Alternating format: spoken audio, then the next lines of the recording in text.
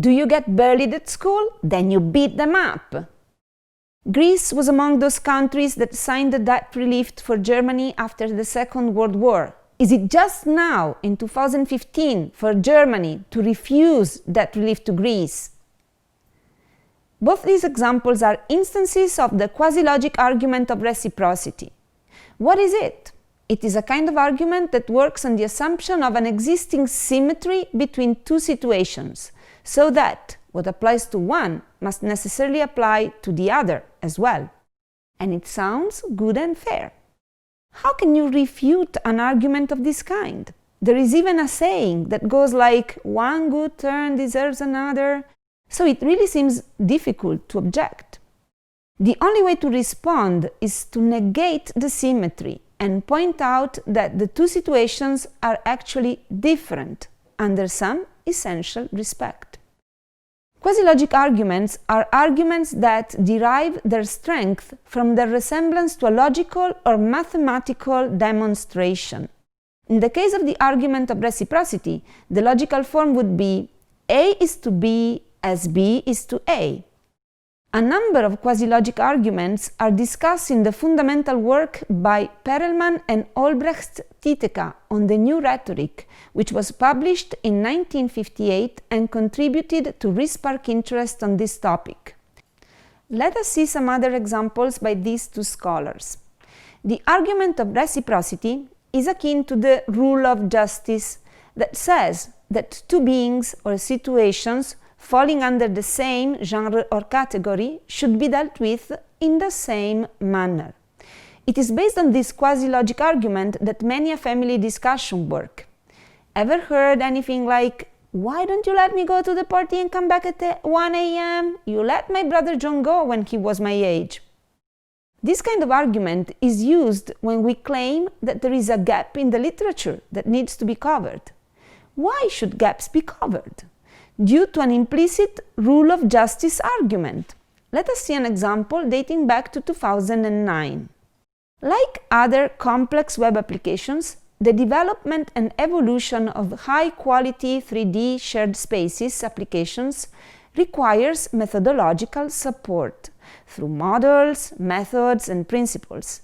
Yet, the application of structured, engineered approaches to this domain is largely unexplored.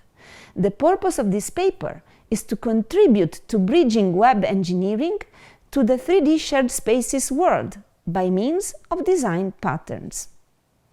The underlying reasoning behind this text is, if 3D shared spaces are part of the realm of web engineering, then they deserve the same attention that is given to any other part of this field of research.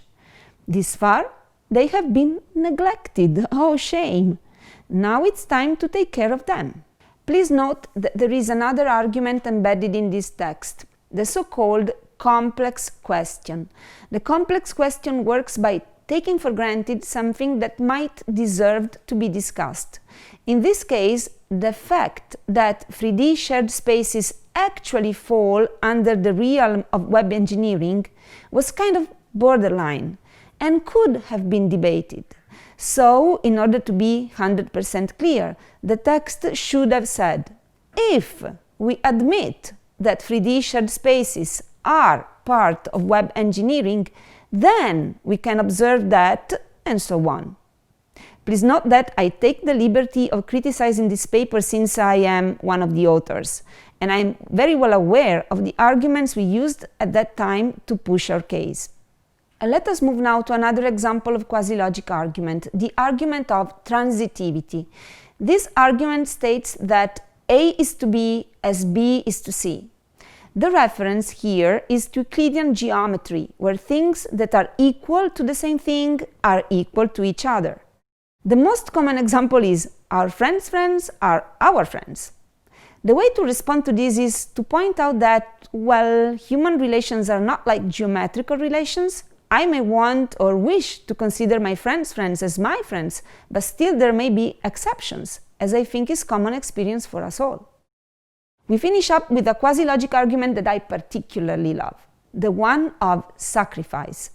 It states that if something costs a lot, then it must be valuable. We have come this far, how can we give up now? The amplitude of the sacrifice serves as a measure of the value of what we are making the sacrifice for. Conversely, the absence of sacrifice shows how little interest we have into something. Pascal said provocatively, "I only believe those stories whose witnesses are willing to be slaughtered for." Okay, this is a bit extreme maybe, but it gives the idea, right?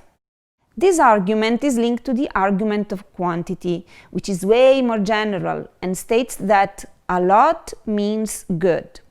Huge funding means that a stream of research is relevant. A high number of publications means that a scholar is valuable. But what if a scholar in math, let's say, had just one publication? And in that single publication he was to demonstrate the Goldbach's conjecture? Something's wrong, right? And you may explain why, using the argument of quality. But we stop here. I leave you with the task of further exploring quasi-logic arguments and all their friends.